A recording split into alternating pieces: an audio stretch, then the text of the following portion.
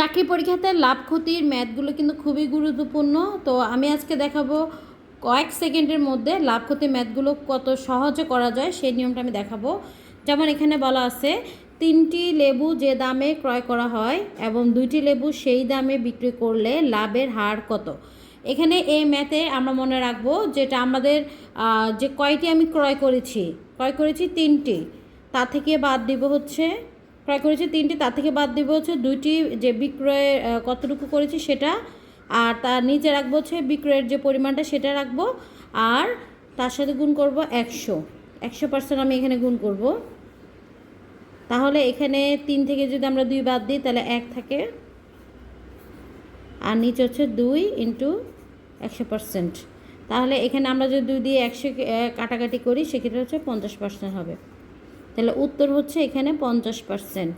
তো এই ম্যাথগুলো আসলে খুবই সহজ। আমি আবার বলছি যে যে কয়টি আমাদের ক্রয় থাকবে তার থেকে আমরা বিক্রয়ের পরিমাণটা যদি আমরা বাদ দিই এবং ভাগ করবো হচ্ছে বিক্রয়ের পরিমাণ, আর গুণ করবো হচ্ছে গুণ 100, তাহলে আমরা ম্যাথগুলো খুব সহজে করতে পারবো।